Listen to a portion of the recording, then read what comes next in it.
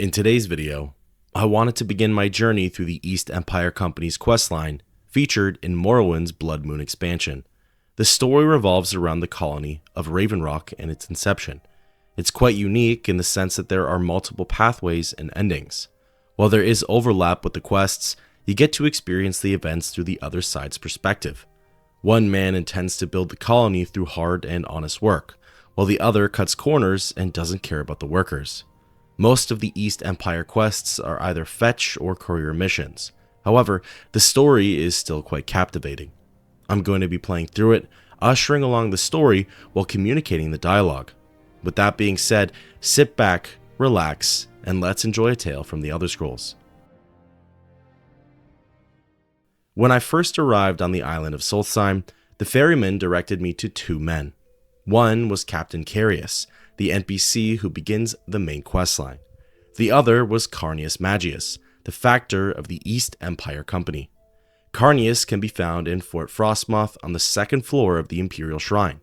Speaking with him for the first time, he comes off as dismissive and rude, saying that he only has time for business. Inquiring about the East Empire Company, he mentions that they've only just begun their operations and are short workers. In fact, he even offers me a position within the company. Asking for more info, Magius says that I'll mostly be dealing with manual labor. He recommends that I go over the requirements before making a decision, but like all terms and conditions, I skipped right over them and asked for the job. Just like that, Carnius makes me an underling in the EEC and makes it clear that he's in charge. Ready for my first assignment, he gives me a pretty easy one. I'm to escort 3 workers to the mining site. Once we're there, I'm then supposed to check in with someone named Falco Galenis, the second in command. Sounding simple enough, I left the shrine and wandered towards the docks. Standing there were the 3 men, Gammon, Gadar, and Sabinus. Speaking with Gadar, the interaction was brief, and I told him that I was ready to go. He quickly explained that they're not fighters, but knew where to travel to. He marked the mining site of Raven Rock on my map. Setting off, it wasn't a very long or dangerous trek.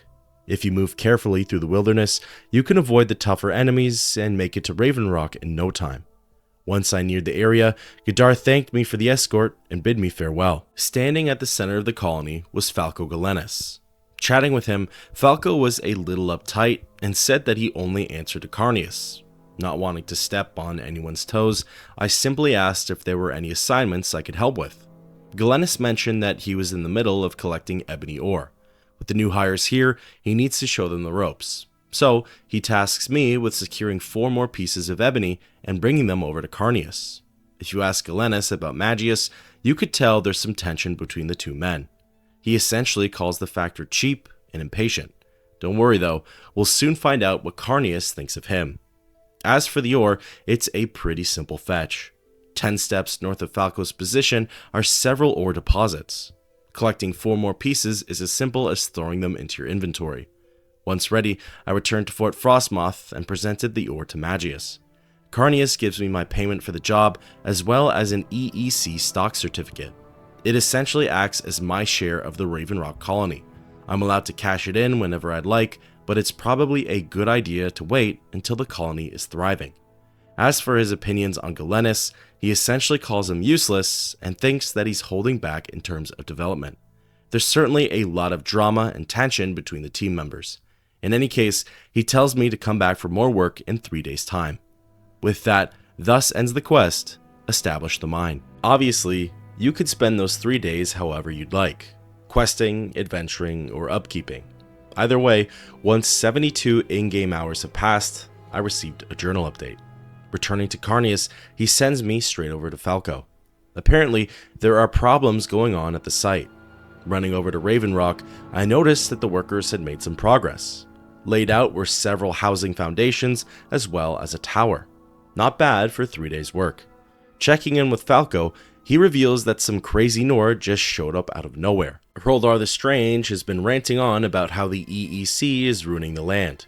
Galenis is worried that he's going to scare off the workers, as Hroldar keeps saying that they'll incur the wrath of nature.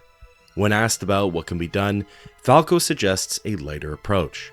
He knows that Carnius will probably want the Nord killed. However, Falco pities him and doesn't think he deserves such a fate. Instead, he wants me to try and reason with him.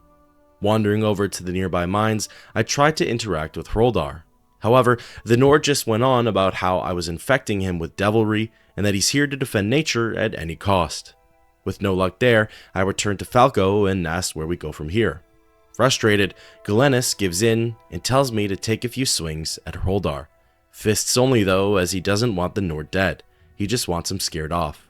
Unfortunately, my character's response to that is quite true, and that I have no skill with hand-to-hand combat.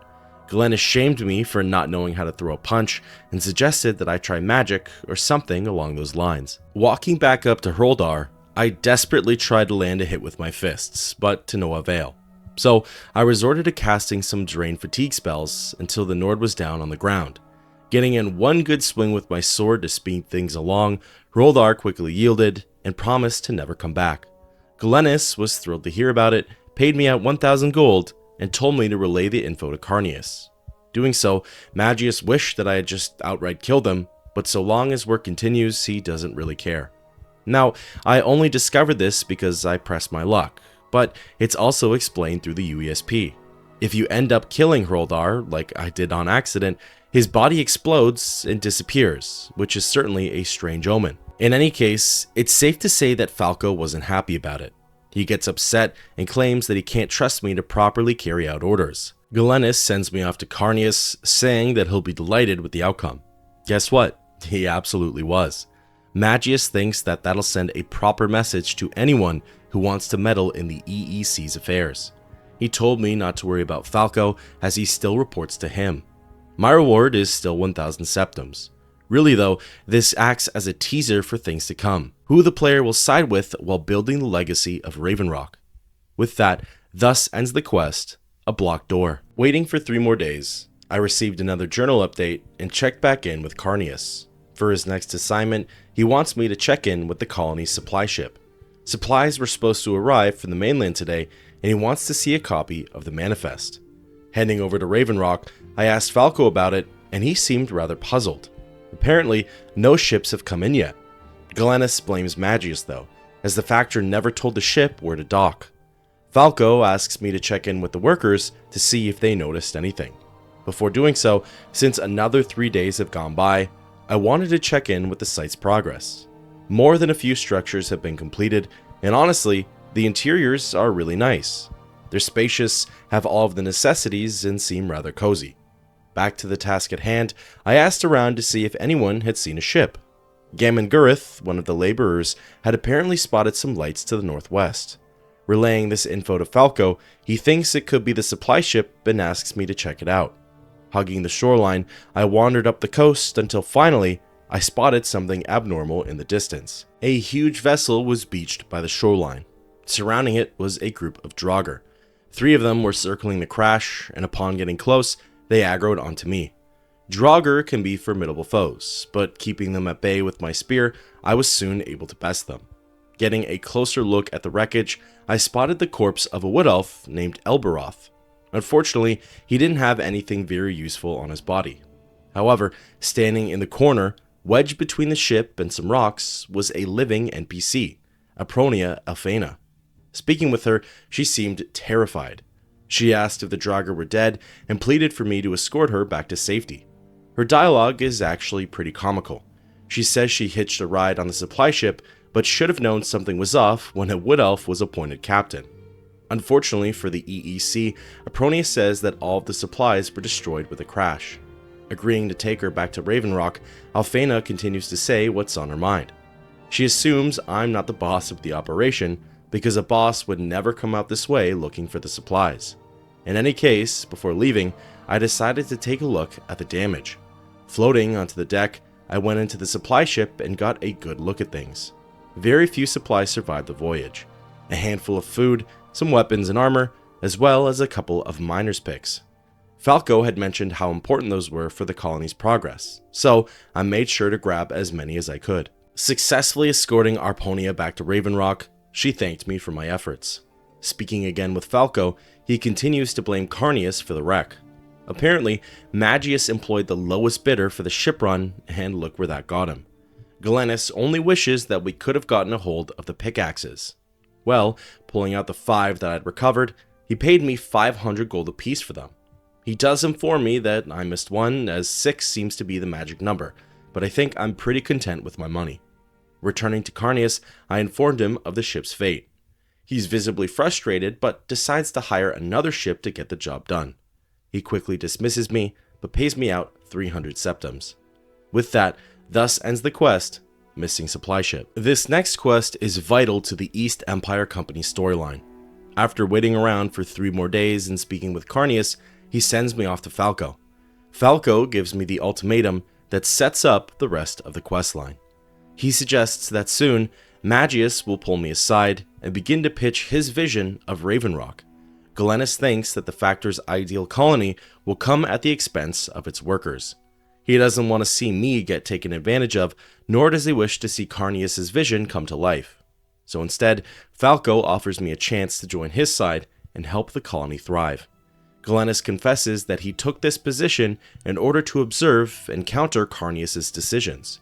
He tells me to think on it and come back with an answer. Now it's time to hear Magius' pitch. Returning to the Factor, he mocks Falco's attempts at pulling me in and suggests that I aid him in building Raven Rock. He thinks he can offer me more than Falco ever could. However, he makes it clear that I'm only going to be tolerated if I'm useful to him. The end goal with Magius is for me to replace Galenus as his second in command.